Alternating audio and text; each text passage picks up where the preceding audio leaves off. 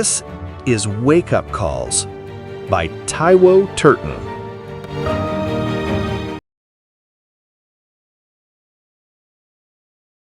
The hospital of the University of Pennsylvania's new pavilion. Did you know it's one of the largest hospitals in the U.S. and one of the most technologically advanced hospitals in the world?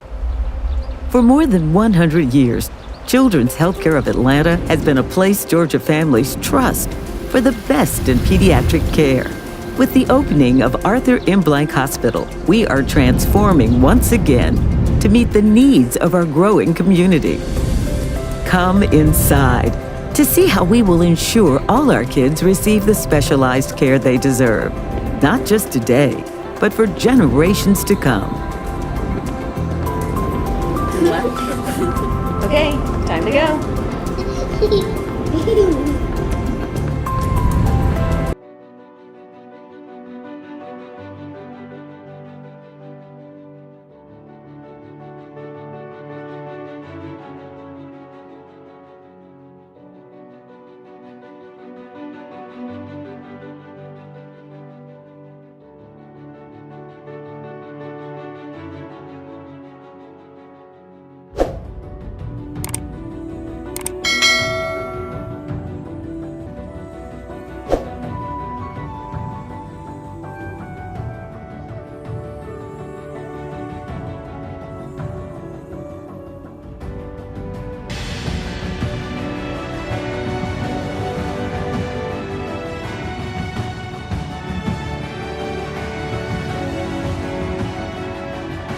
This is the place where patient care is being transformed, where boundaries are pushed and cures are discovered, where people of all ages come to heal privately, comfortably, while surrounded by family.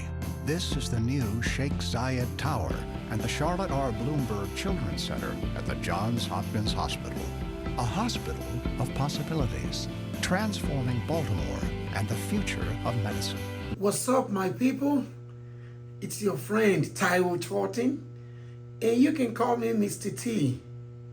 Welcome to my YouTube channel, Wake Up Calls. Here is the channel where we expose our leaders, African citizens, to how development are achieved in the developed countries of the world. Welcome once again to another interesting edition of my video.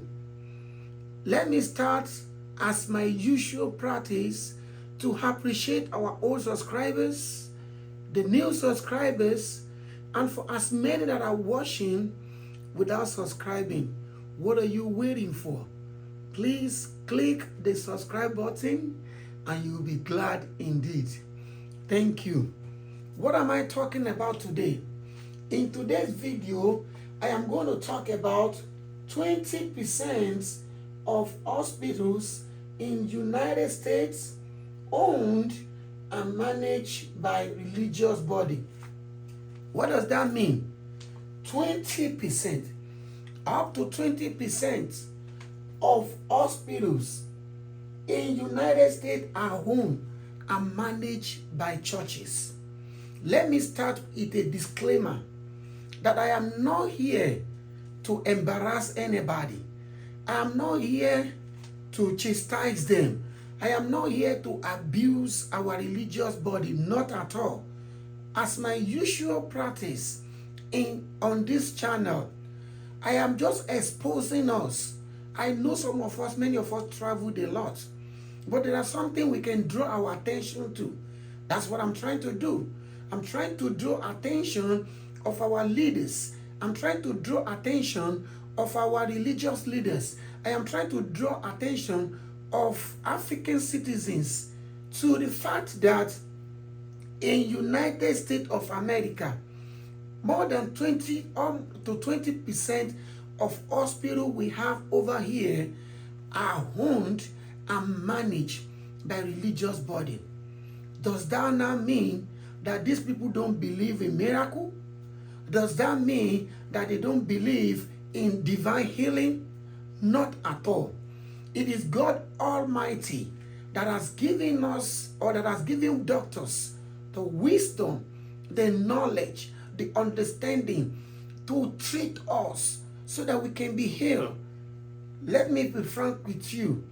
God is not going to do what He has given us the ability and the power to do. He is not going to do it for us. We are not robots. We are not animals. That is why He gave us dominion. All those things He gave when He created Adam and Eve. He gave them dominion over everything He has created. And what does that mean? That means that also includes the earth. That also includes trees. That also includes so many things.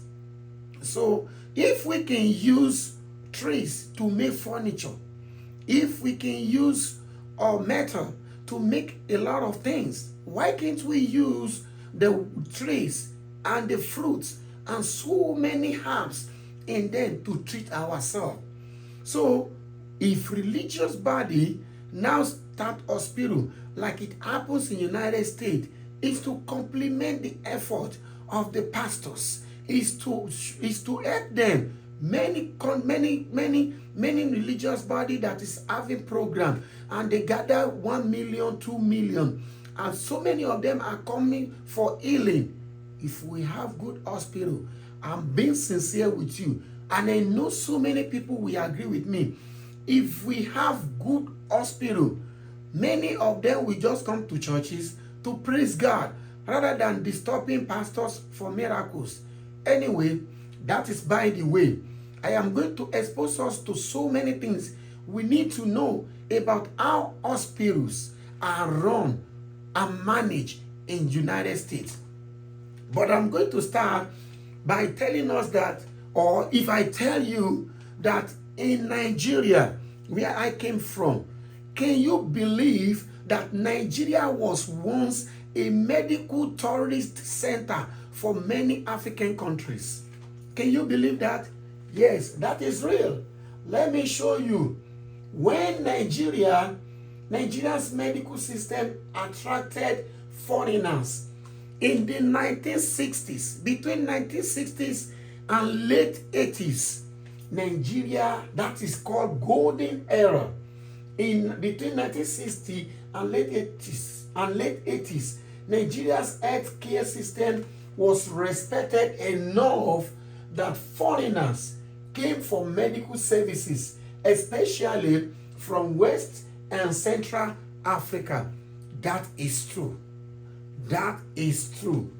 Foreign patients, especially from Ghana, Sierra Leone, Liberia, Cameroon, Niger, Chad, and even part of East Africa, came to Nigeria for care. That is true. Can you believe that? And even people from the East to East Africa, they also come. People from Rwanda, they also come. People from Kenya, they also come to that same Nigeria for care, for medical care. That Nigeria now. Can you see? From independence, 1960 through 1970s and 80s, Nigeria has one of the strongest. Nigeria has one of the strongest. So from independence, 1960 through the 1970s and 1980s, Nigeria has one of the strongest healthcare system in Africa. That is the truth. They come all over for medical treatment, for medical care. During this period, Nigerian teaching hospitals were world class by African standard.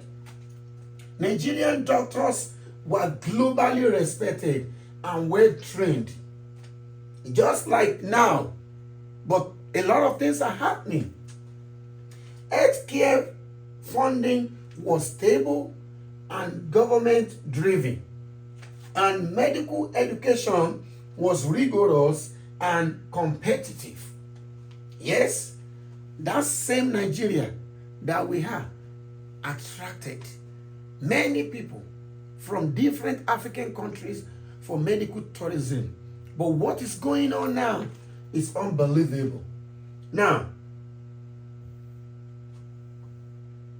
Nigeria hospital that attracted medical tourism, I'm trying to show us or tell us about those hospitals that time that attracted foreigners for medical care. Look at it.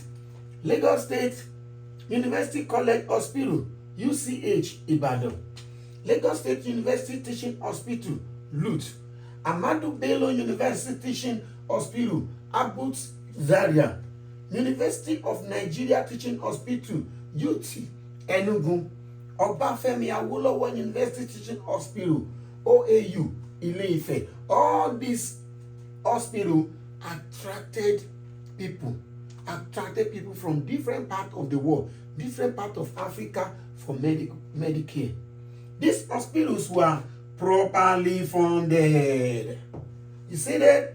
They are what? They are properly funded. They are well staffed and linked directly to strong universities. You see, that is what happened. Those are the universities, those are the teaching hospitals that attracted foreigners for Medicare in that same Nigeria. Now, let me show us pictures of those hospitals that we are talking about. Look at, can you see this? This is University College Hospital, UCH, Ibadan. It's still there. It's still there. But is it as good as it was then? Is it as, can it attract foreigners the way it attracted foreigners that time? It's unbelievable. Can you see that? That's beautiful. That's awesome. Now look at it. Lagos State University too. You see that? You see?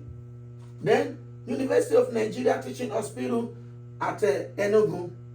You see? Also, look at Ahmadu Bello University. Can you see the theater? Can you see? As at that time, we're talking about 60s. Look at it. See? Then, now, let us now talk. Why foreigners came to Nigeria then for medical care? Why? How do we attract them? It's because highly skilled doctors.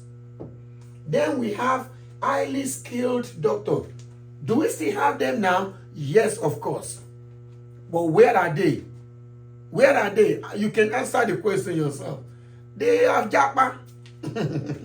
They have japa because the home is no longer conducive for them. What they give them that time, the way they are treated that time, the way they are appreciated that time, the way they were taken care of that time is no longer in existence. So what do? The japa. That's why we are brain drain. But we're still going to talk more about it.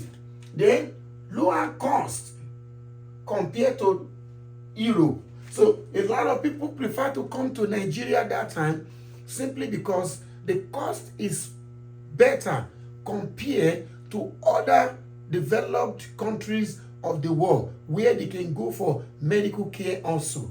The cost is moderate, is okay, better than traveling to those places. Then shorter waiting times. Within limited time, they will attend to you and you will get what you want. Then regional leadership in medicine. You see, that time, Nigeria was the regional leader in medicine. Then functional public hospital. So the hospital that time, they were functional. Functional. You go there, you will be treated, and the environment is very, very conducive. So at that time, Nigeria trained doctors from other African countries. Can you believe that? Possibly still happening now. Nigerian doctors were not running abroad, like I mentioned before. We have brain drain in the medical sector now. Many of our doctors, many of them, do run to other countries of the world where they will see better opportunity. It's very, very, very, very sad. It's very, very sad. Now, what now went wrong? Kí ló wá ṣẹlẹ̀? Tọ́mọ ẹlẹ́ran wa tó fi ń jẹgun, tọ́mọ aláṣọ wa tó fi ń wọ àkísà. Let me interpret that. Why? What happened now? That our father is a butcher. Our father killed cows and sell to people, and we are now eating bones. Why? We that our father has a big boutique, we are now wearing rags. Why? What happened? What went wrong? Let me see. So the first thing that happened that time, the first thing was structural introduction of structural adjustment program, SAP. What is SAP? Structural adjustment program is normally or usually be introduced by IMF and World Bank for countries that are struggling financially. That's why they introduce it in order to stabilize the financial situation of the country. But it's really give a big blow to Nigeria. Some other countries, many countries also practice structural adjustment program, and it works for them. At the end of the day, they will come out of their financial mess. But reverse is the case. It doesn't really work for us in Nigeria. I am not going to talk about the reason for that in this video, but maybe next time we can say something about that. That's number one. As a result of structural adjustment program, massive cut in public health care funding. The funding to make this hospital, or that has been given to this hospital to function effectively, is no longer there. It's no longer available. It has been reduced. So that brought about decline. Then another thing is poor maintenance culture. Our maintenance culture in Africa up till now is horrible. We don't know how to make. One of the reasons that also affected our medical system that time. Then brain drain, like I mentioned, our doctors, they are well trained. Up to today that I'm talking to you, those places that I mentioned, Ahmadu Bello, University of Ife, Obafemi Awolowo University, or UCH Ibadan Premier University is still one of the best. Even no private school can compare themselves with most of these schools when it comes to training, especially the medical doctors. But when they finish training them, because the country is not conducive for them, because the country will not give them what they want, or because the country will not treat them well, they run away to other countries where the opportunity abound for them. So brain drain is another problem. Why the same country that attracted foreigners for medical care, we are now running to other countries for medical care.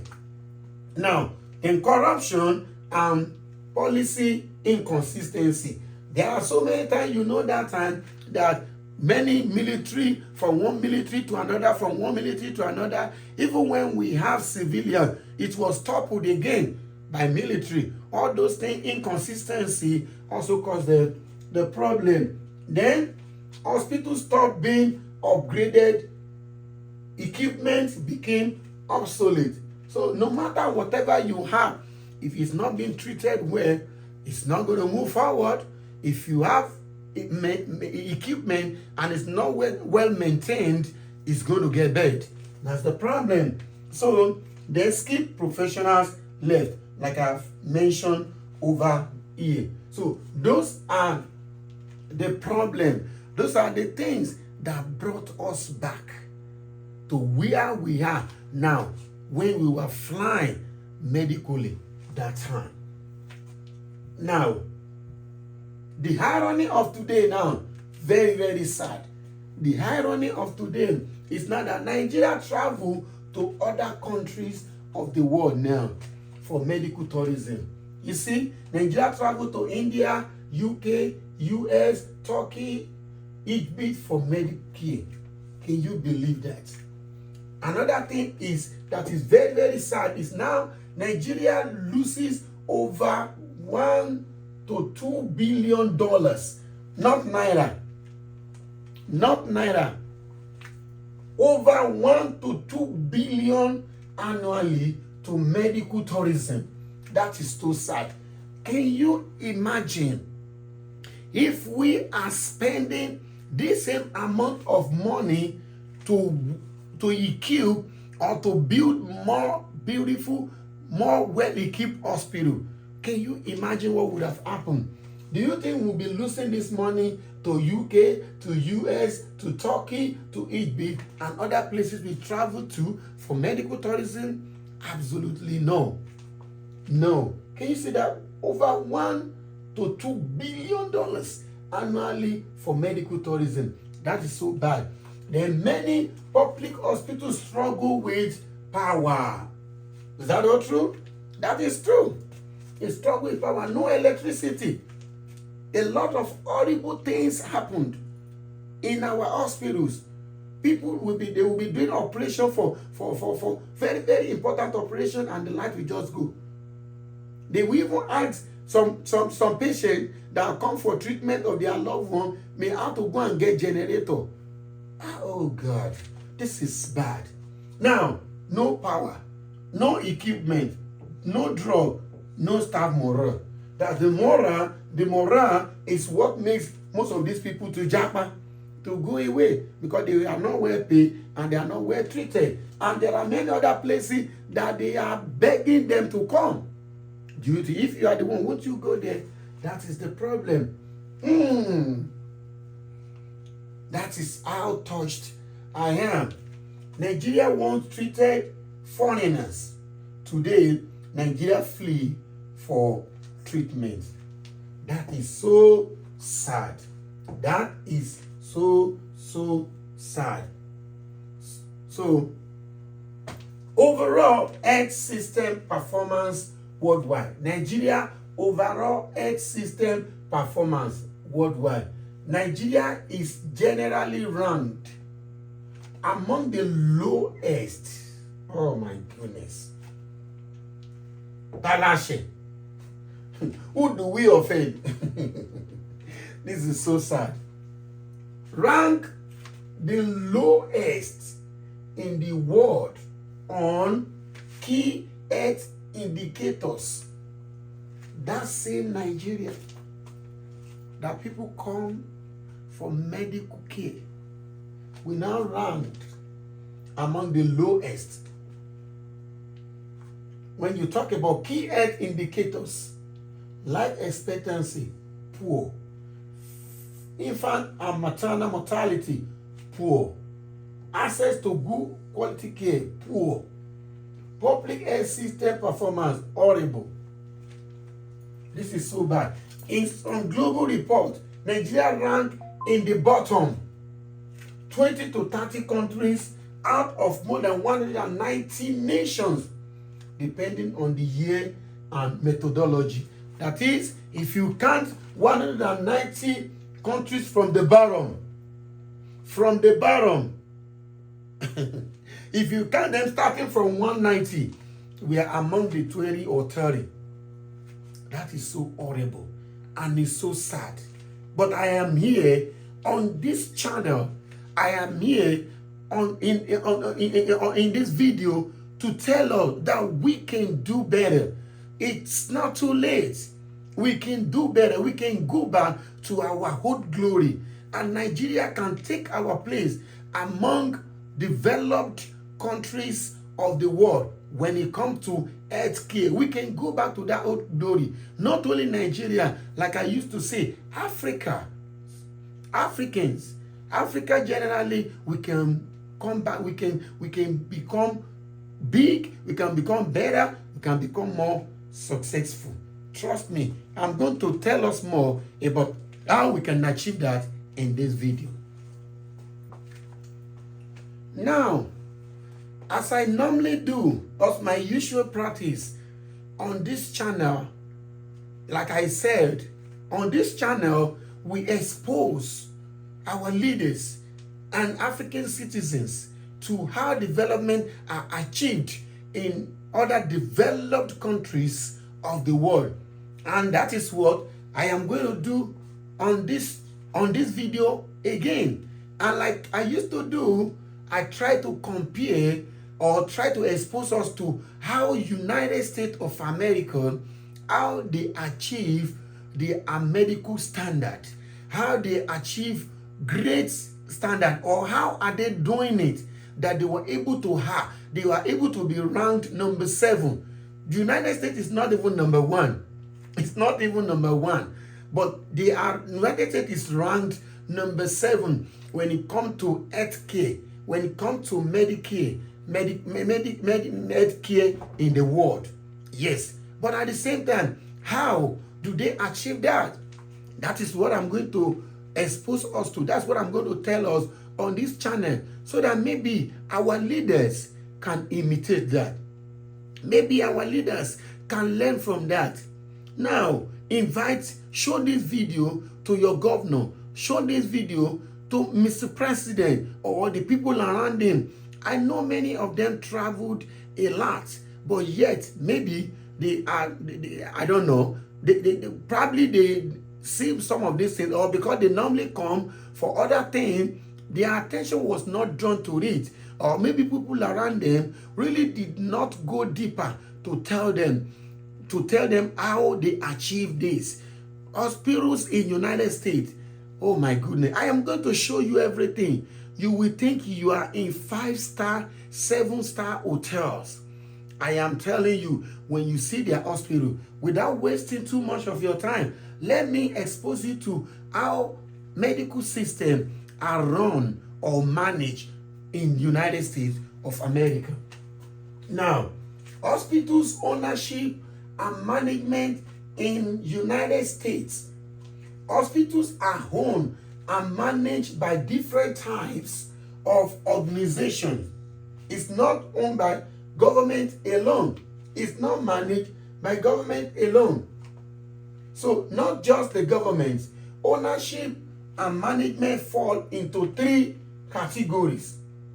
It fall into 3 main categories, plus a few mixed model. I will also talk about that. Now, number 1 out of the 3 main categories that owns and manage hospital is the government. Government-owned public hospitals. And let me shock you, in United States, only 15%, just 15% of hospitals in United States are owned, because when you talk about management, government manage everything. So when you talk about own, only 15% are owned by the government. And I'm talking about both federal, state, and the local governments. Only 15% of the hospitals. And if I tell you the number, the amount of hospital in the United States, you will be flabbergasted. You will be surprised. Let's go ahead. They serve the government, they serve the general public, veterans, and military personnel. Example is Federal Hospital run by the U.S. Department of Veterans Affairs, the Department of Defense. Then example is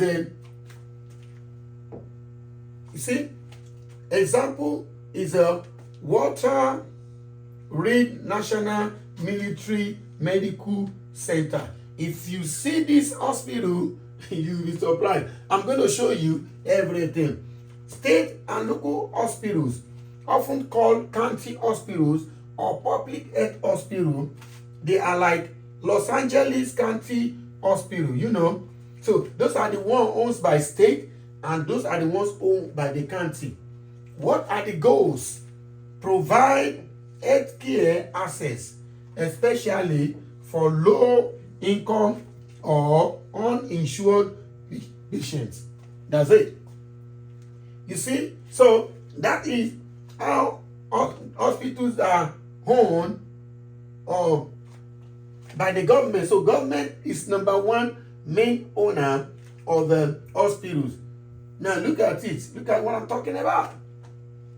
This is Walter Reed National Military Medical Center. You remember that time during the COVID where President Trump was taken to. This is the hospital. Look at this. This is an hospital. It's not an hotel. Can you see this? Can you see this? This is a pool. Mighty pool inside the hospital. Can you see equipment? Can you see the lobby? I am saying this categorically. I am not kidding.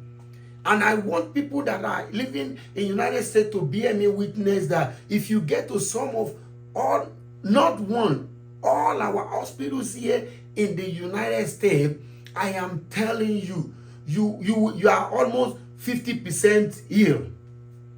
You are almost 50% okay because the environment is so, oh my goodness, so clean, so beautiful, so attractive, so nice. So that when you get there, the environment has even healed you almost 50%. I am being real, and you can ask people about it. Look at hospital environment. Look at all these are hospitals. All these that you see. Look at this. This is hospital. These are hospitals. These are state-owned hospitals in United States. When you get into any of these hospitals, you are feeling healing already. The Roosevelt Pavilion at Walter Reed represents the future of military medicine.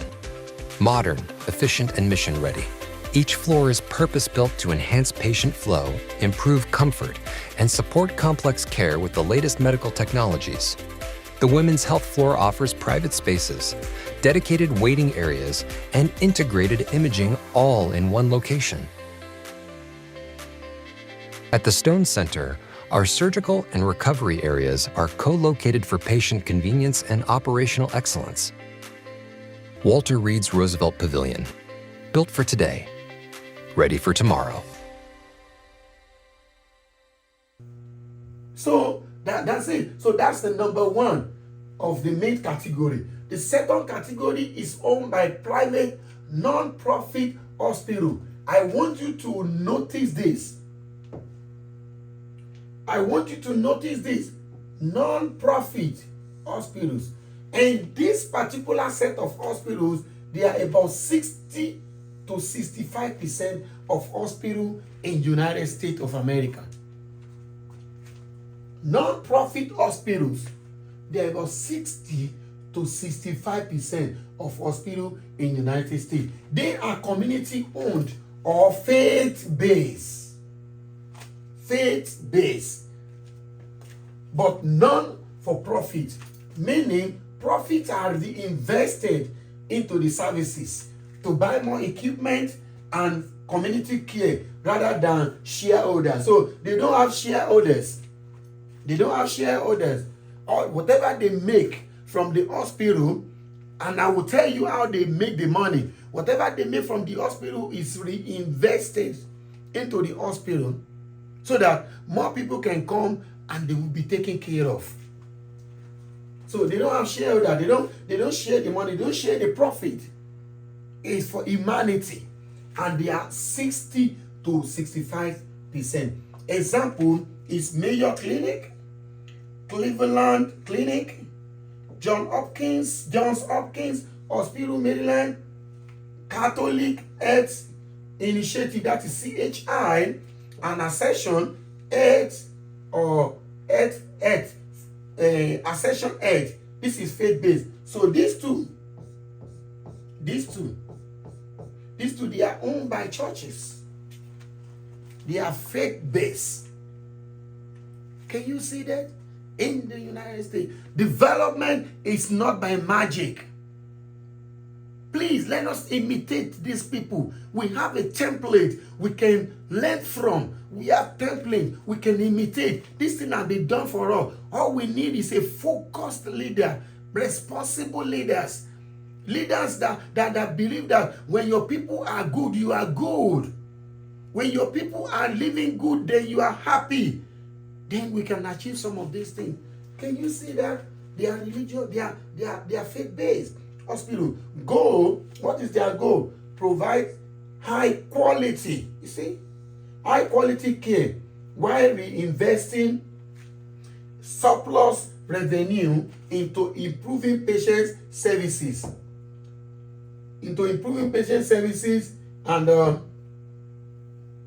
And the facilities. So whatever they make from there, like I mentioned earlier on, is to improve patient services and facilities. Now, let me show you pictures of some of those hospitals I am talking about. You are sincere to yourself. You will agree with me that when you get into some of these hospitals, you are almost 50% ill. Can you see them? See the hospital? They are not hotels. They are hospitals. They are hospitals. This is Cleveland. You can see. This is Cleveland. You see? You see this is Mayo. This is Mayo. Mayo Cleveland. This is Cleveland. This is Mayo. You see? These are hospitals. These are hospitals. More. Let me show you more. Let me show you more. You see? The Johns Hopkins Hospital. Look at it. Welcome to Cleveland Clinic's main campus, which is huge, 170 acres, 59 buildings, and nearly 1,300 beds. But it wasn't always this big. As we've grown, we've definitely built some great new facilities, but you can still see glimpses of Cleveland's past. The Foundation House and the White Mansion were both built over a century ago. The first floor of the Foundation House looks just like it did in the 1900s. We use it for receptions, graduations for medical residents, and some Foundation board meetings. The White Mansion is one of the few remaining mansions on Cleveland's Millionaires Row and home to our Philanthropy Institute and Alumni Relations. Speaking of alumni, did you know we have one of the largest medical training programs in the country? We have nearly 30,000 alumni practicing in 80 countries around the world. The hospital of the University of Pennsylvania's new pavilion. Did you know it's one of the largest hospitals in the U.S. and one of the most technologically advanced hospitals in the world?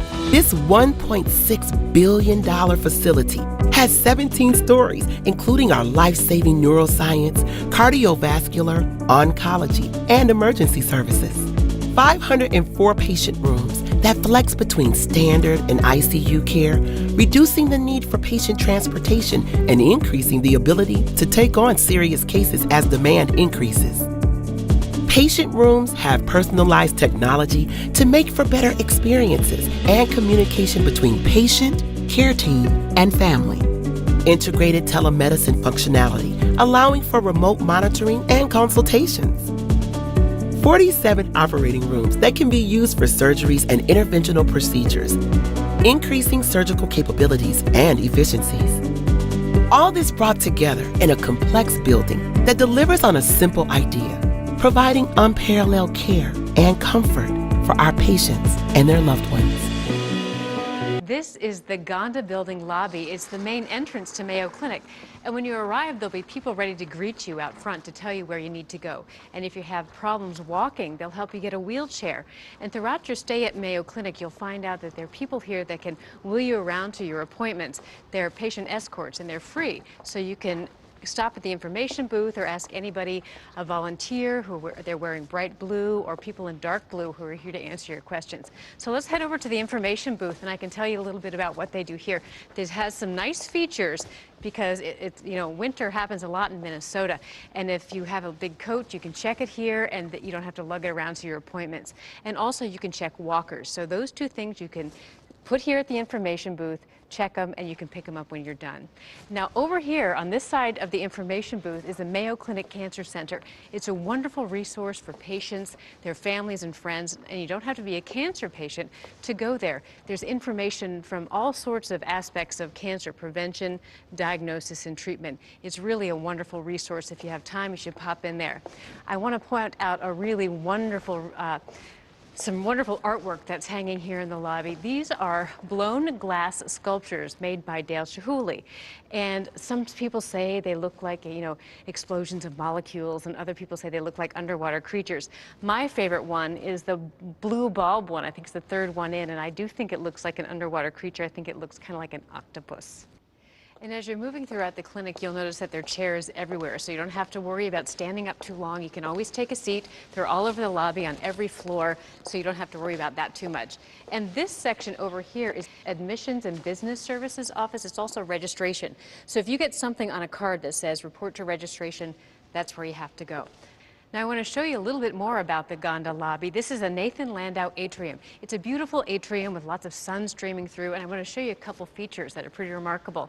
That statue back there on the wall is called Man in Freedom, and it was made by an artist in Croatia and then brought here. Also, you can see there's a piano way down there, and that piano is used by doctors and other people who are visiting the clinic, patients and their families, and it gives people something to do while they're here. You can play it anytime you want. They've had singers, they've had people even dancing around it. It's pretty neat.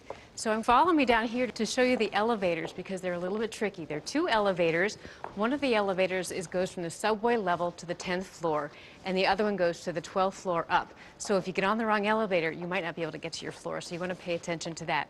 Now, if you see down the hallway, you can enter the Mayo building. Leave the Gonda building, and then you'll enter the Mayo building. Welcome to Johns Hopkins Medicine, one of the largest medical education institutions in the country, where we educate approximately 500 medical students, 1,500 residents and clinical fellows, and 900 graduate students each year. Founded by a $7 million charitable donation from Baltimore philanthropist and businessman Mr. Johns Hopkins, our legacy can be traced back to a letter written by him in 1873. Where he shared his vision with the Board of Trustees for a hospital that would be inclusive and a model of compassion for generations to come. I have given you 13 acres of land upon which I desire you to erect a hospital. Our health system offers patient care in a number of locations, including the Johns Hopkins Hospital, Johns Hopkins Bayview Medical Center, Howard County General Hospital, Sibley Memorial Hospital, and Suburban Hospital. We will start our tour at the Johns Hopkins Hospital, located on the East Baltimore campus. Trainees spend time in the Sheikh Zayed Tower and the Charlotte R. Bloomberg Children's Center, which include two 12-story patient towers with over 500 all-private patient rooms, state-of-the-art spacious operating rooms, and expansive new adult and pediatric emergency departments, which are Level 1 trauma centers. The facility has the most sophisticated diagnostic imaging equipment, as well as the latest technology for surgical and minimally invasive procedures. Our adult emergency department is located in the front of the Zayed building and consists of numerous private exam rooms, trauma care rooms, and an expanded radiology suite. This hospital, they are non-profit. Non-profit, those hospitals, they are non-profit. They are meant for humanity. Whatever they make from it, for real, is reinvested to give better services to the patients and to also provide more facilities that will make it more easier for people to receive healing or get good health care when they come to the hospital. Now, the third category is private for profit. So as we have by government, which is number one, which is just 15% of the hospital, we have non-profit, which is about 60 to 65%. Then we have people that have or own their hospital for profit making. It's also welcome. And they are about 36%. About 36% of hospitals in United States. You see, they are owned by corporations or investors. They're doing it for the purpose of making money. It's also welcome. But if you look at it, by the time you look at the 50% by the government with 60 to 65% by non-profit, what does that mean? That's almost 80% or 65 or 70% or more than that is for what? It's almost free. It's almost free for people. That is why America know they get problem. We know they get problem when it comes to health care, man.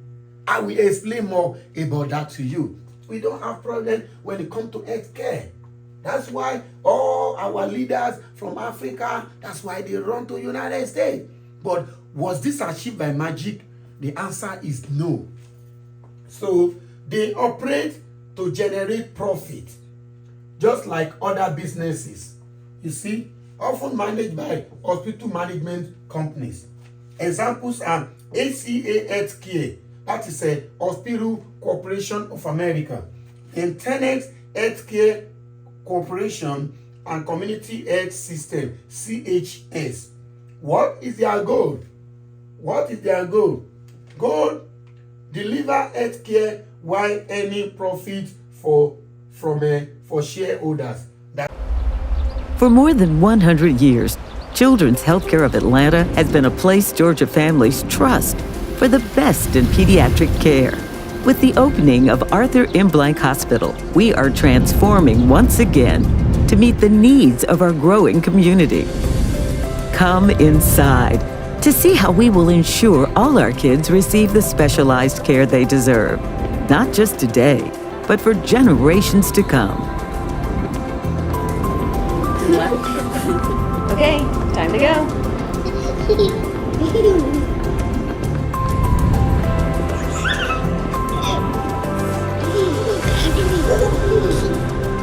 Look at this! Wow, that's so cool! That's amazing!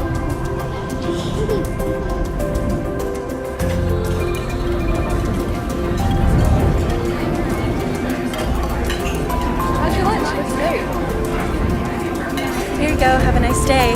Thanks. One pizza coming up.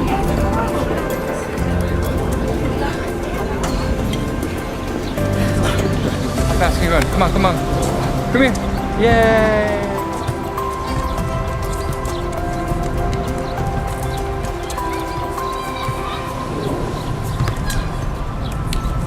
Catch me. Mom, look.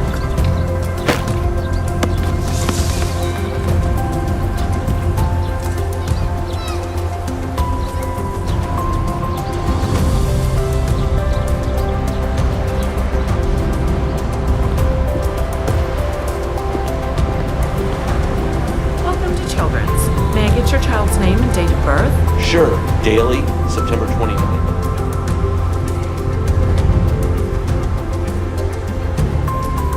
I'll be right back. I'm gonna go get the dog.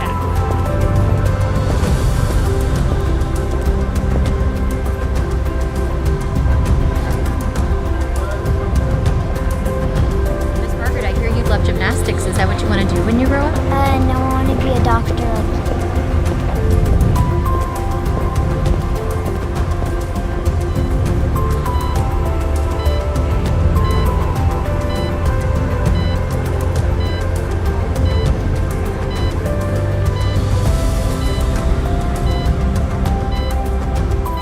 For 80 years, St. Joseph has served the families of the Brazos Valley in times of emergency, for life's little victories, a simple checkup, or a major comeback. We're always here, always caring, always giving you our best through all of life's moments. Now part of Catholic Health Initiatives, one of the largest health systems in the country, and backed by our promise of being here to care for you and your loved ones. As always. That is it. So everything is welcome. From non-profit is welcome. For profit is welcome. The brain behind everything is to make sure Americans have a good health care system. Now, let us go. Now, let me show us some of the hospitals. You see, these are the hospitals for profit.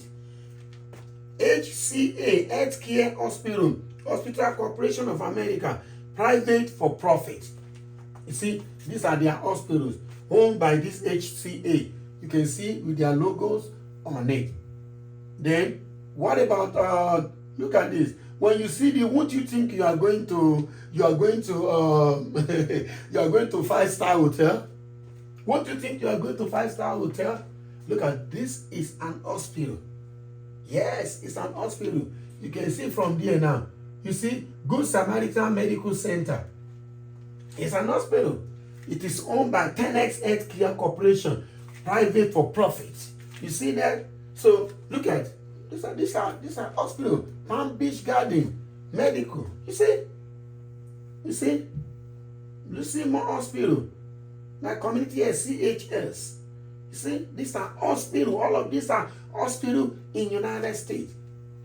Can you see that? So those are the three categories. Now the mixed ownership that I also talk about is just like the teaching hospitals that I mentioned at the beginning that we have in Nigeria at that time that are very, very effective to the point of attracting foreigners. So they also have hospitals like that here in United States, apart from all that I've mentioned. But they fall under that three categories. What does that mean? That they are owned either by government or by for profit or for non-profit. So these are the hospitals too. See, they are typically affiliated with universities or medical schools. They can be public, like I mentioned. They can be public. They can be non-profit, and even can be private for profit. But they are owned by the universities. So Massachusetts General Hospital is one of them. This one is affiliated with Harvard University, so it's for profit. Then UCLA Medical Center, University of California, is for public. Stanford, like that. So what is their goal? They are to train medical system and conduct research along private care. So that is about that also. Those are the three categories that we have. Those are the three categories that owns and manage hospitals in United States. Now, let us take a look at how many hospitals precisely do we have in United States of America. Total number of hospitals in United States. Look at it. See what I'm talking about. According to the American Hospital Association, AHA, there are 6,093 hospitals in the United States. 6,093 hospitals in United States. Can you see that? How many states do we have in the United States? 50 states. Now divide that by hospital, by 60. Divide the 6,093 by 50. You can imagine how many hospitals owned by each state. Some may have more than each other, but imagine the minimum a state may be having. The number of hospitals a state may own in the United States. So, based on 2023 survey data. Now, out of these 6,093, 5,112 are community hospitals, which typically include federal hospitals. You see, 5,112. Then 2,978, they are non-governmental, non-for-profit community hospitals. And 1,214 for-profit community hospitals. And 920 are state, local government, and community hospitals. I want you to look at it. By the time you calculate all these things together, you will see that obviously more hospitals that are non-profit, where people are being taken care of, they are more than those that are for profit.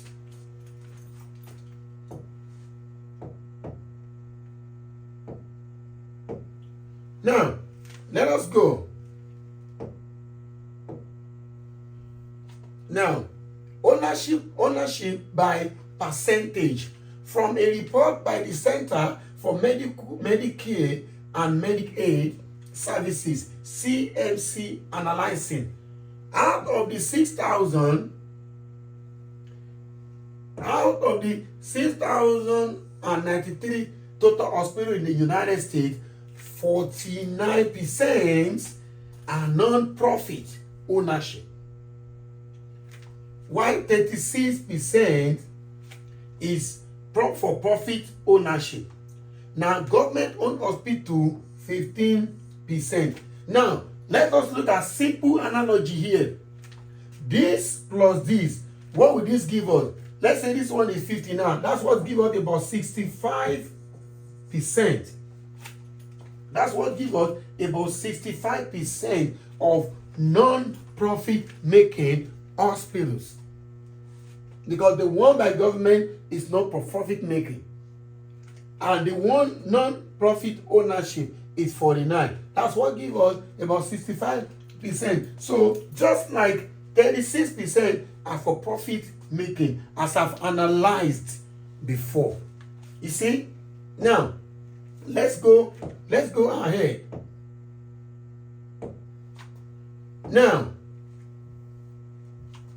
so hospital owned and managed by churches, religious body in United States. Like I've mentioned, I'm not here to abuse anybody, but I want our religious leader, because people so much believe in them.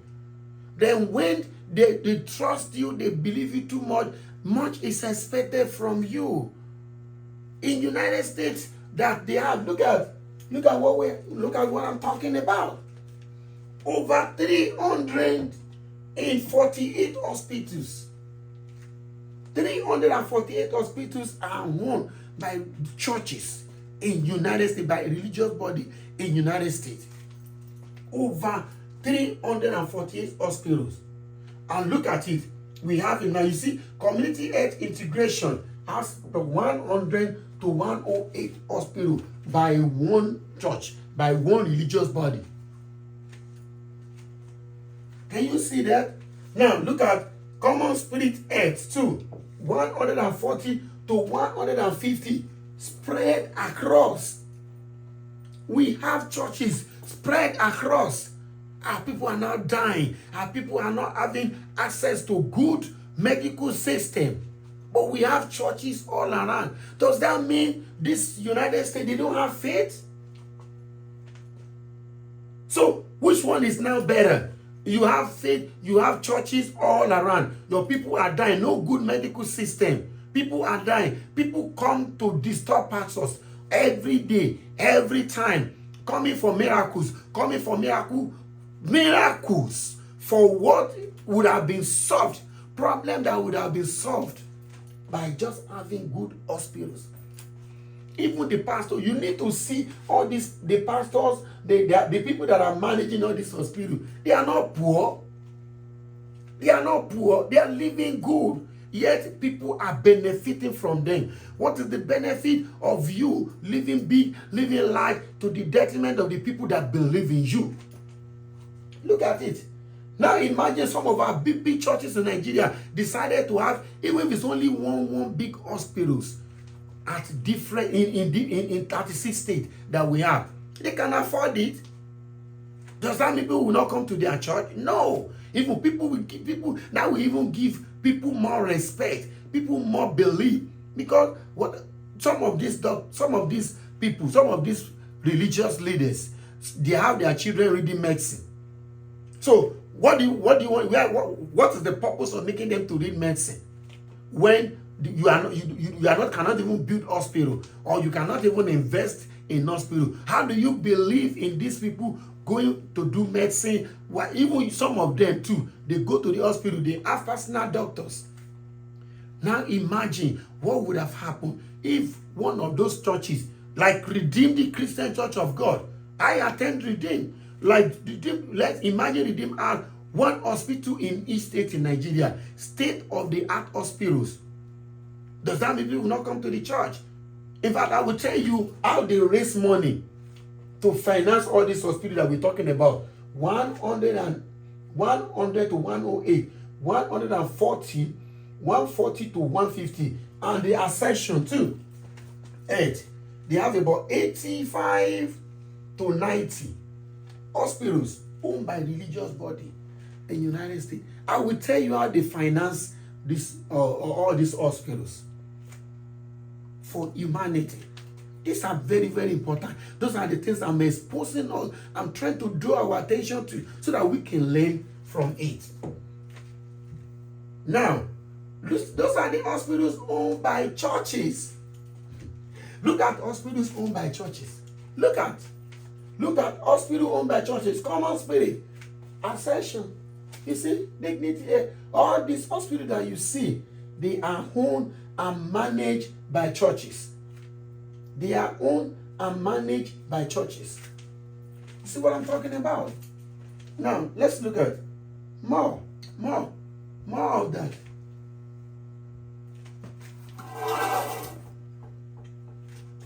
More. See? Look at it. Let's look at this. Look at this. Hospital owned and managed by churches. You see them? These are all hospitals owned by churches in United States. Look at it. Look at it. Does that mean they don't believe in God? Does that mean they don't believe, they don't have faith? Does that mean they don't believe in divine healings? Not at all. All our big churches, let them have just one living faith, one in each state, instead of many churches. I'm not abusing, like I mentioned. I'm not trying to condemn them. I'm just suggesting. You see what I'm talking about? Imagine, let them have one, each one, Redeem, one, Living Faith, one, Oyakilome, one. That's about three churches, not to mention many other ones. That's about three big hospitals in different states. What do you think would have happened to our health system in Nigeria? What do you think would have happened? And like in other African countries. These are the hospitals. Can you imagine this? Can you imagine? Can you see that? Can you see that? Look at it. Can you see this? There are so many. I just don't want to take too much of our time. I will show you pictures of so many of them. There are many. I'm talking about 348 hospitals owned by these people, owned by religious body, owned by churches in the United States. Look at hospitals owned by churches. So now let me analyze non-profit hospital with charity care program in United States. Non-profit hospitals with charity care, those that are non-profit making. Let me analyze them little by little. Like I mentioned, over 60% of U.S. hospitals are non-profit. 60 to 65%. They provide free. They provide what? They provide free discounted care, justify their tax exempt status, so they provide free and discounted care. And because they do that, the government gave them exception in the tax status. I will explain that more in the process. They are Mayo Clinic, Cleveland, I have talked about them and I've shown their hospital and I've showed them to you before. Like 5 hospital, 50 clinic, 50 to 65. That is Mayo. Then for Cleveland, they have about 23. And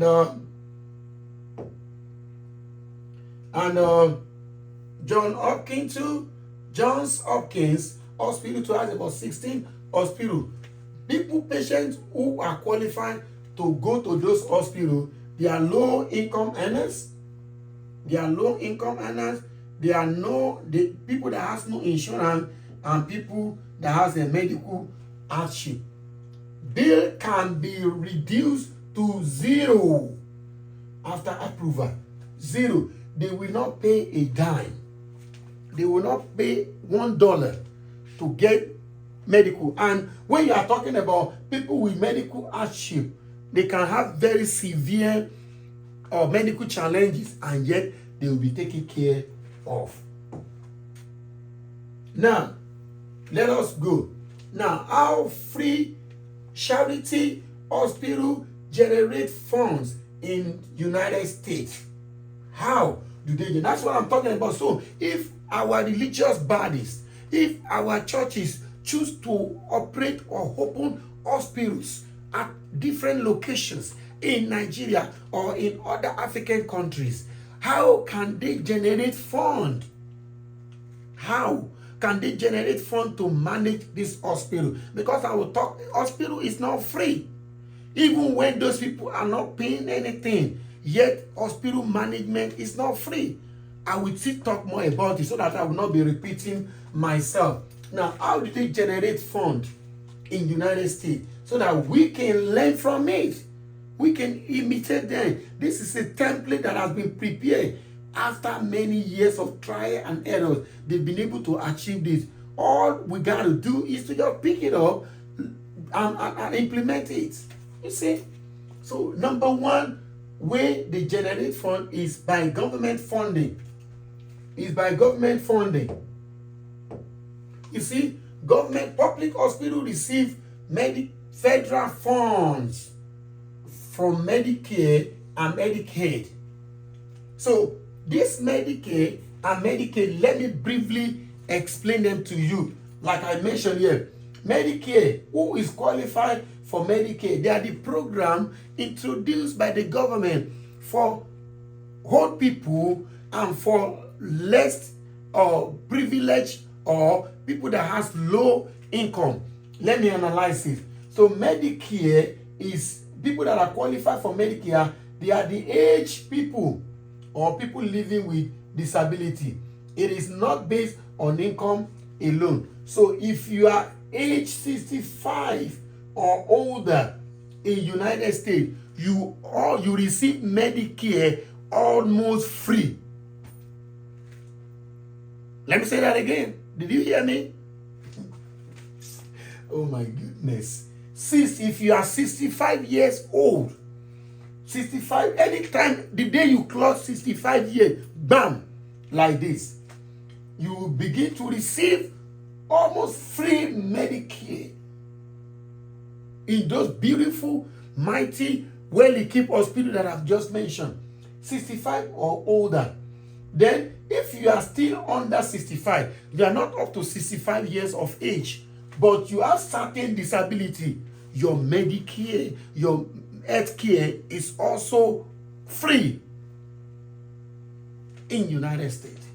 So those are the for Medicare. Now, when you now talk about Medicaid, who are the people qualified for Medicaid? You see, they are low-income children. So children in United States, their treatment, as long as your parent is low-income earner, free. Children, they go to big, mighty, powerful, well-equipped hospital for free. Children. Then pregnant women, the same thing. When you conceive till when you give birth, free. And even there's something they even call, I think, will. You will go there to go and take food. To go and take food that you'll be using to take care of yourself, to take care of your children. Yes, in this United States. You will go there and take food. You will get food, free food. They will be sending it to you, fresh, and all this cereal, and all that. They will give you even food. And when you get back to your baby again, like we said, they are free. They will be giving them food that they will use to survive. So then if you are low income parent or caregiver or people with a disability, those are the people that are also qualified for Medicaid. Then under the government too, apart from the federal fund, they also have state budget. States too, they will also add it into their budget to help hospitals. Then county and city taxes. That is also, like I give an example here now. New York City residents pay taxes, right? When they pay taxes, what happens? Now, the New York City public, they will not use that to fund New York City public hospitals. So from the taxes that they pay, that is why in my last video, I talked about importance of taxes. Why citizens must pay taxes, because those are the money that will be used, that is the money that will be used to give you all the good things of life you believe, you desire, or that you need. So that's number one method, how they generate funds to manage those hospitals that you see. Then number two is through insurance payment. Number two is through insurance payments. So even charity hospital, they treat insured patients, Medicare patients, and Medicaid patients. Now, let me quickly talk about this. In the United States, either you are working for the government or you are working for private sector. It's almost compulsory, except if you don't want it. Except if you don't want it, if you say no, you don't want it, you have insurance. Health insurance is important. So almost everybody, if you are working for government, if you are working for, except if you don't want it, you will have what they call health insurance. So from that, they will be deducting little money from your salary set aside for your insurance. Yes, and your employer will also subsidize. Your employer will also, in fact, I work in a company here in the United States that some countries, when you work for government or you work for some private hospital, when you get there, you still pay copay. Copay is like $25, $30, $40 or thereabout. I work for a company here in the United States that even they don't even ask you for copay. They don't ask you for copay. The company health insurance was so good that anything you want to do is free. They don't ask you for copay. But even if your company is not as good as that, as long as you are working for government or private individual, you have health insurance.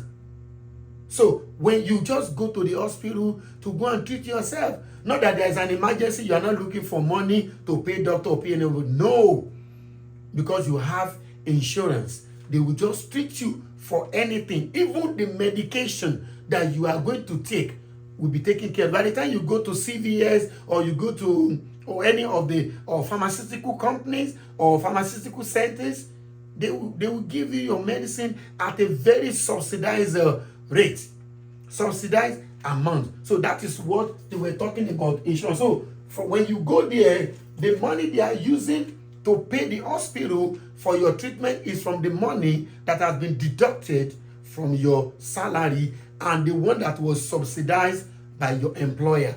So they pay, not that it's now free, but it's just that you don't have to bother yourself again since you have registered for it and they are taking little amount of money from your salary, and your insurance and your company also pay.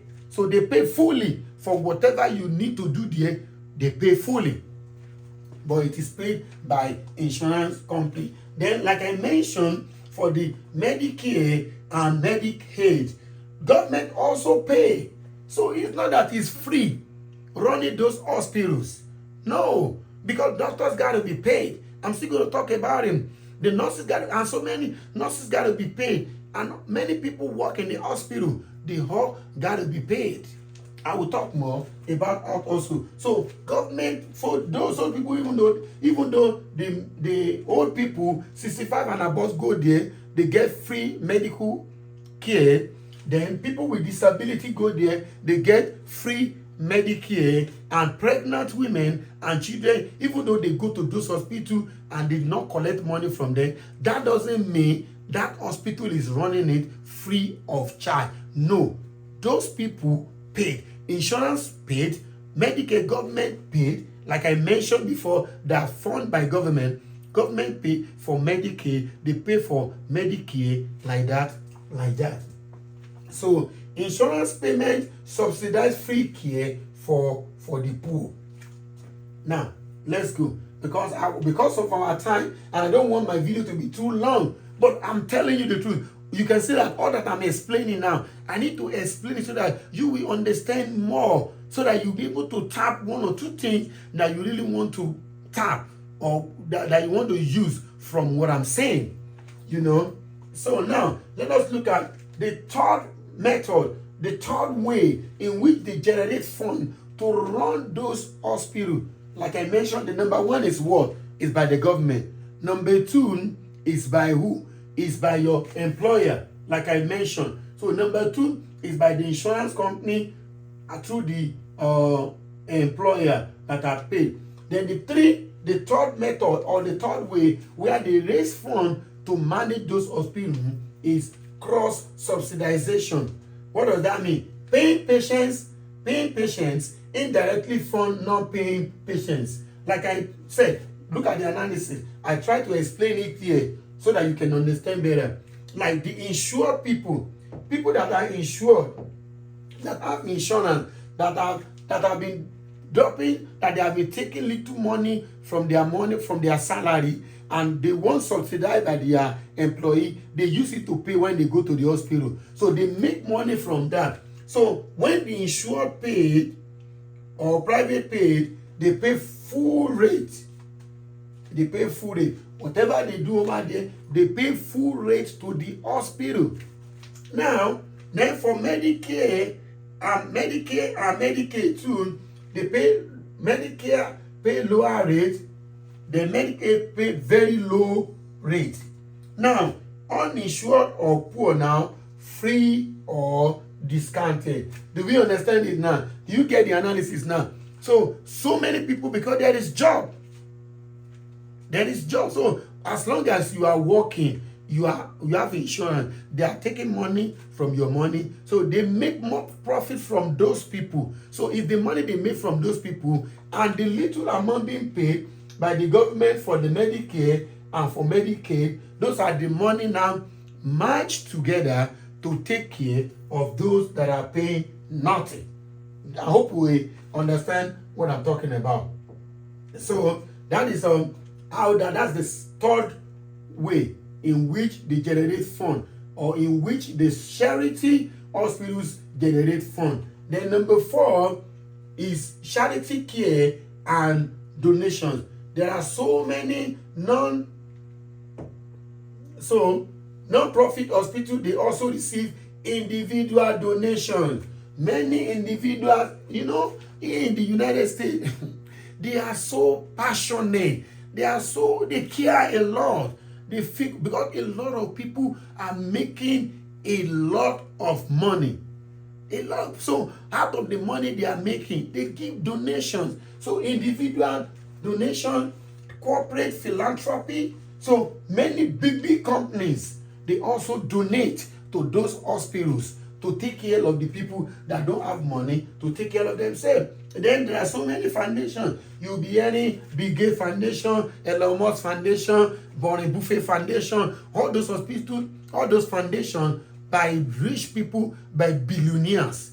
They donate in millions to those hospitals. So are we saying we don't have people like that in the United States or in Africa? Are we saying we don't have people like that in Nigeria? Are we saying we don't have individuals that can donate to hospitals? Are we saying we don't have corporate philanthropics? Or what about all those big banks? What about all those big companies? They will also donate those to those hospitals. So if our religious body, if our churches decided to establish, to build mighty, magnificent, well-equipped, well-effective hospital, the people will donate to make sure they run it effectively. That's what I'm talking about. Then we have foundations that also donate money. Then religious organizations. So it's not all the religious body, or it's not all the churches that will build hospitals, right? But we are talking about mega churches, big churches. So if those people now build hospitals, other smaller churches, they will now contribute.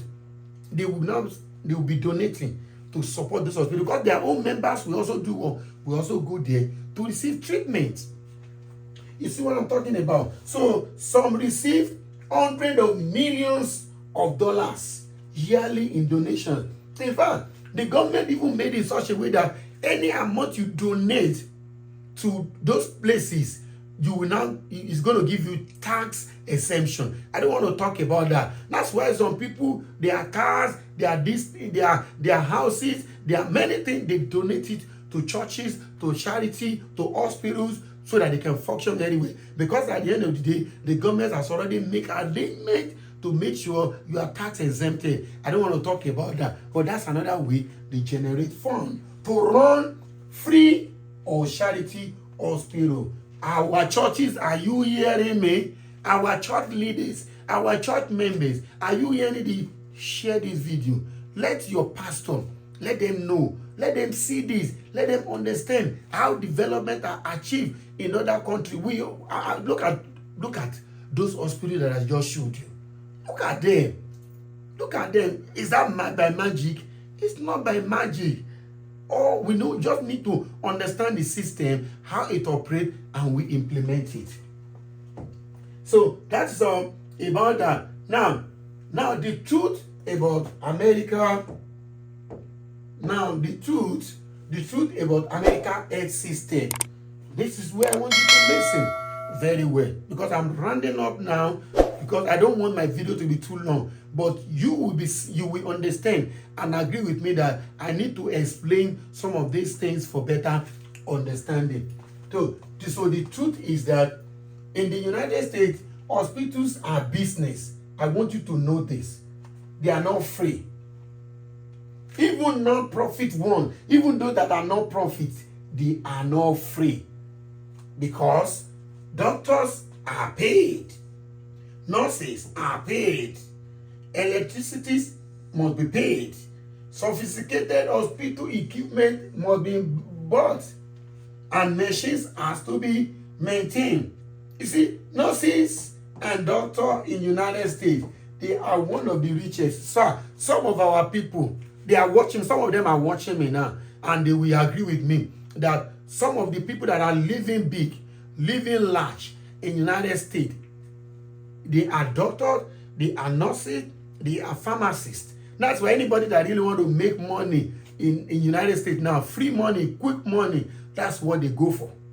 They will become nurse, they will become doctor, they will become pharmacy, because there is a lot of money. So if they are not well paid, do you think they will be going there? No, they make a lot of money. I used to play with some of the nurses that I know that, man, you guys don't drive cars, you drive helicopter.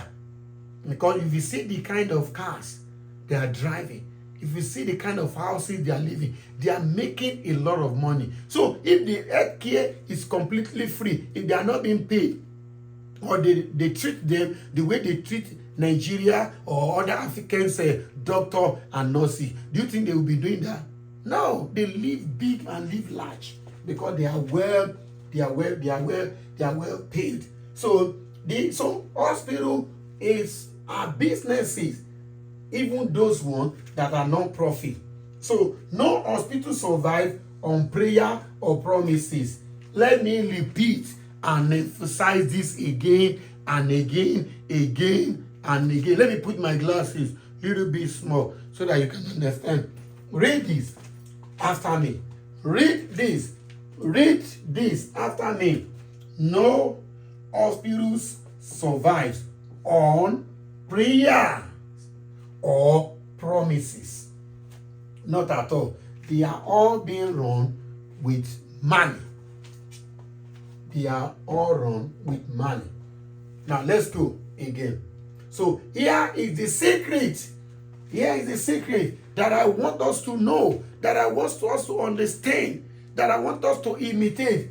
Even when a patient cannot pay, maybe they are poor, the children we talk about, the pregnant women of a low-income manner that we talk about, or people with disability, or old people, 65 and above that we talk about, even when patients cannot pay, the hospital still get paid.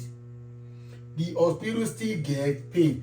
How do they get paid? That's what I just talked about. Government program pay. Medicare, Medicaid, they all paid. Insurance for those that have insurance in their companies, paid. Donations support non-profit donations support non-profit or hospitals. Then paying patients subsidize poor patients. That's it. So the poor may not pay, yet America has no free hospital, and hospitals is never abandoned. You understand that? So the power line, important point that I also want you to note and understand is America did not make healthcare free. Not that it's free completely like that, but America made healthcare organized. That is what happened. They just make it organized. Not that it's free. Not that it's free, but when they organize it, it looks like, oh, there are free hospital or things that the people get treatment free of charge. It's organized. So the way it was organized, that is why some pay for this won't pay for this, and like that, and like that.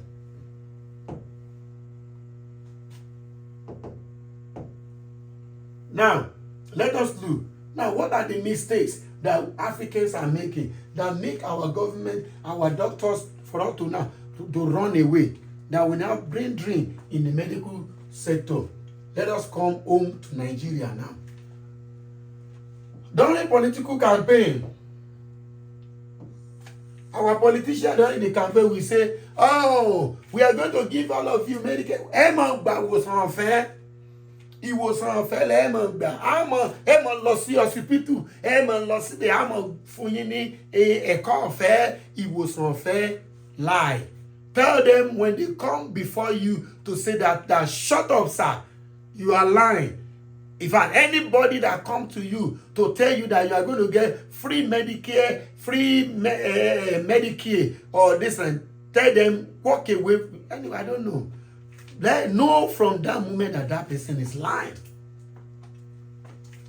They will shout, free health care, it was unfair. Come on, man. It was unfair. How? How will a call be unfair? How will you? How will be be unfair?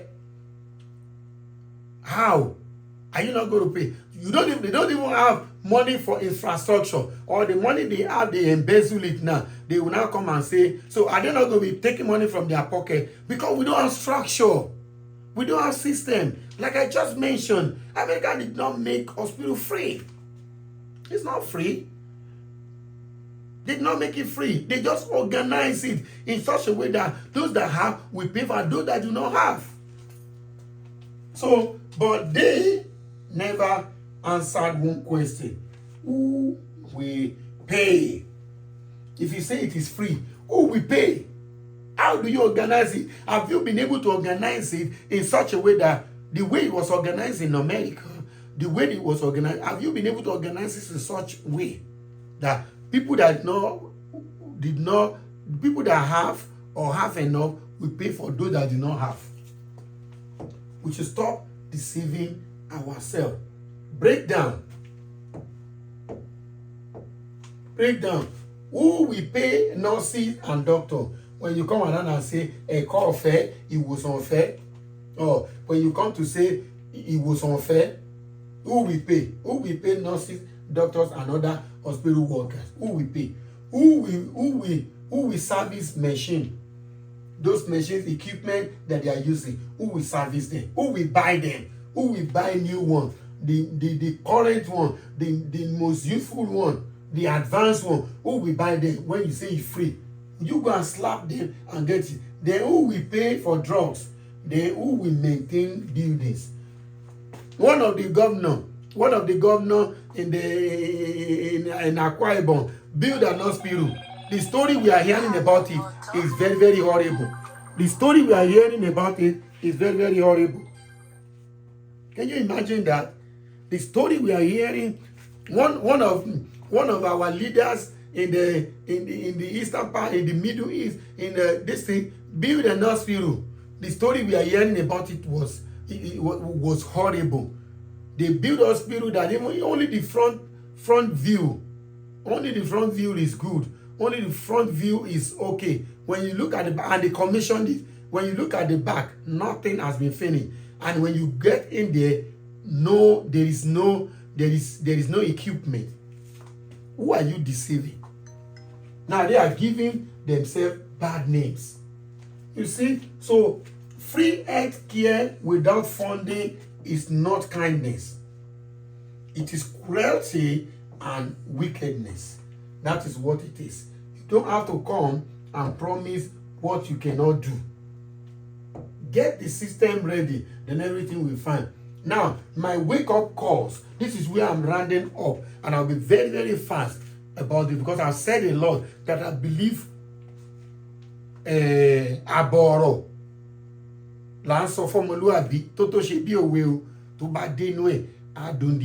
What is the meaning of that? That when you say little things, small thing to a child that is well trained, they will understand and it will generate into bigger things. So if I don't even see anything, if I drop my pen, if I stop this video here now, I believe our government, our churches, we should have learned something from all that I've been talking about for almost 45 minutes or more ago. Establish hospitals all over Africa. So imagine if our big churches decided to build just one, because they have many members in those states, right? They have members in most of those states. They have members over there. So imagine if just 3 of them, maybe Redeem, Living Faith, Mountain of Fire, Deeper Life, Christ Embassy. If only those 5 churches decided to establish one hospital in each state of Nigeria. Can you imagine? So we already have about 5 solid hospitals that will be treating people. That will even help their faith. That will even help people's faith. That will even reduce the miracle that people are asking for. Now they are in the process, they encounter fake pastors. So the big ones, the real pastors, the good one that we know, they will help people so that they will not fall into the hand of the fake one. Because what they are looking for is miracle for sickness that would have been treated if we have good hospital. Do you understand what I'm saying now? I don't want to talk too much. And I hope I'm not talking too much already. So now, therefore, our government must ensure healthcare insurance for workers. Like I mentioned, the rich must subsidize the poor, like they did in the United States. Then government must regulate, not micromanage. So all those hospitals that they even are, they don't leave it for them. There is management, government management that monitor, even you are doing it for profit or non-profit. They make sure government manage everything for them. Then hospital must be professionally managed. A country that cannot organize health care cannot organize development. Stop copying America's slogans. God bless America. God bless Nigeria. God bless America? They have necessities of life. They make life good for their citizens. So you just say God bless Nigeria, God bless Cameroon, God bless Togo, God bless Uganda, God bless this, God bless that, and you are not doing what they are doing. That is not right. Then copy American development system, not the slogan alone, because development is not by magic. All that I've mentioned, answer me. Put it down in your comment. Are they magic? All that I've mentioned, do you think they are magic? They are not by magic. They are simple organization, simple structure. Now, lastly, my wake-up calls to the citizens. Wake-up call to the citizens. Good health care is not built by government alone. Like I've mentioned, watch the video from the beginning, you will understand what I'm saying better and what I mean by that. It is built by government, institutions, and citizens. So no country runs strong hospital without funding. So that is why in my last video, I talked about what? I talked about importance of paying taxes. So when you pay your tax, you will be able to talk. You're able to challenge the government. So what the new tax reform that this government, this administration, Tinubu administration has introduced is a very welcome idea, only if it is well managed and people see where the money goes. Like I mentioned, go and watch my last video where I talk about a Tinubu tax reform. Is it wickedness or reform? Good reform. So now, so number one contribution that citizens must make is they must pay their taxes. Hospital, so that they can use the taxes to fund hospital infrastructure, buy medical equipment, public health program, and salary for doctors, nurses, and other workers in the hospital. So if the citizens avoid taxes, they weaken the very system they complain about. Good health care requires financial participation. That is the truth. Then number two that they need to do is they should demand accountability. Ask how hospital funds are used, report corruption. When you pay, you will have mouth to talk. Then protect public health infrastructure. Stop vandalizing hospital equipment. Either they are looking at you or they are not looking at you. When America says God bless America, they mean it with their heart. You cannot destroy government property because they know that is for them. So some of the people that are vandalizing, destroying, look at, there are so many reports recently now about people vandalizing government property. You are just doing yourself. You are punishing yourself. So they should stop vandalizing hospital equipment. Then they must promote preventive health care. They should vaccine their children as at when due and attend routine screening. Over here now, most of us, like myself now, I go for medical checkup every 3 months. That's what my doctor will give me. But in case some people that have challenges, you can go every week. You can go every month.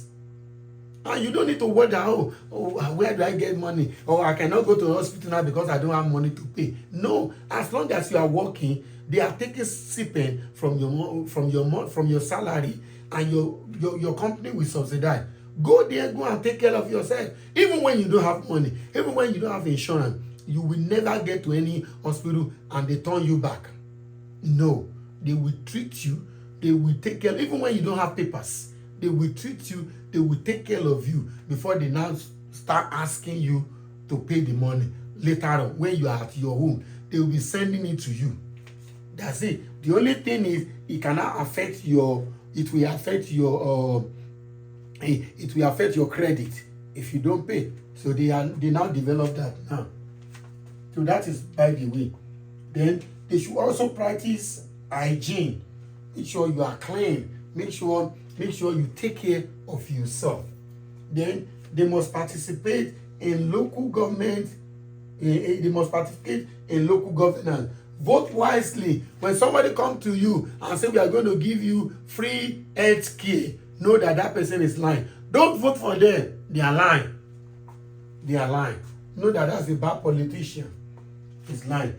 The rich people can emulate Mrs. Folorunsho Alakija gesture. You see, this is one of the citizens. God bless this woman. Mrs. Folorunsho Alakija just donated an ultra-modern 250-bed capacity hospital to University of Osun. You see, that's so. Other citizens too that are rich, that are wealthy, there are 2 ways you can go about that. You can choose to do what she did by donating it, and you can say, okay, I want to make it profit. I know there are some people that are also doing it. I know, especially in Lagos. But why are we not doing it in other states? Please, we should embrace that. If you want to do it for profit, establish it for profit. Yeah, it is welcome. They do that also in the United States. And if you want to make it non-profit, I can bet you that many people will support you more than you can ever imagine. So now this is the hospital, free hospital. This is the hospital donated by Folorunsho Alakija Teaching Hospital in Osogbo for Osun State University. Alakija Medical Research and Training Hospital, Osun State University. Look at it. Isn't this beautiful? Isn't this fantastic? That is what I am challenging you. Either you are in the United States, you are doctors here, or you are nurses here. You to go to your state, go and do something like this to support the government. But I have mentioned earlier on, the government should provide enabling environment for people to come back home and do this. Look at this. God bless you, man. God bless you, Mrs. Folorunsho Alakija. God bless you. Thank you for that. Groundbreaking for the construction of the hospital was performed on the 22nd of November 2018 by the donor, Folorunsho Alakija. Now, 7 years later, the multi-billion-naira project has been completed. The hospital is an all-in-one 250-bed facility with 20 clinical and non-clinical departments, as well as other state-of-the-art facilities, including MRI and CT scan units, a cardiac theater, among others. Inaugurating the project, Professor Yemi Osinbajo expressed confidence that the hospital would serve as a center for ethical research and scientific discovery, as well as a place where talents are nurtured. Great guest. I'm from Osun State, so I'm appreciating you on behalf of myself, on behalf of my family, and on behalf of Osun State people. God bless you, man. Now, the big truth is, government build hospitals, citizen build system. Then a country where citizens don't pay taxes, avoid insurance, destroy public property, ignore prevention, cannot sustain quality health care. So as the government has their part to play, likewise we citizens we also have our own part to play. And lastly, I'm going to be putting water beside me now when I'm when I'm doing my video now because a lot has to be said. Now, the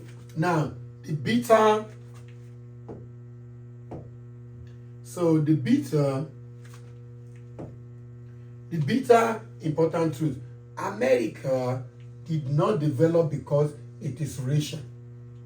America developed because it built system. I've explained that. I'm not going to talk about it again. Watch the video, you will understand better. Then healthcare is funded like infrastructure, not like charity. America is not a hospital. Going to hospital in America is not free. Development is by systems, discipline, accountability. Please drop your comment. This is where or two things. Please let this video go viral. Share it with your friends. Share this video with your pastor. Share this video with your local government chairman. Share this video with your House of Representatives, House of Assembly members. Share this video with your Senate. Share this video with your governor. Let them know that development is not by magic. This is the system America is using. And the template is there for us alone already. The template is there for us already. All we got to do is to just imitate it. And that's what I've been saying since morning. Just for us to gain this. Not only for Nigeria, but for the entire Africa. I love you all and I appreciate you. We shall all witness when Nigeria and African countries will take their place among nations of the world. Thank you and bye for now. Thank you and bye for now. Thank you. Please share this video and give.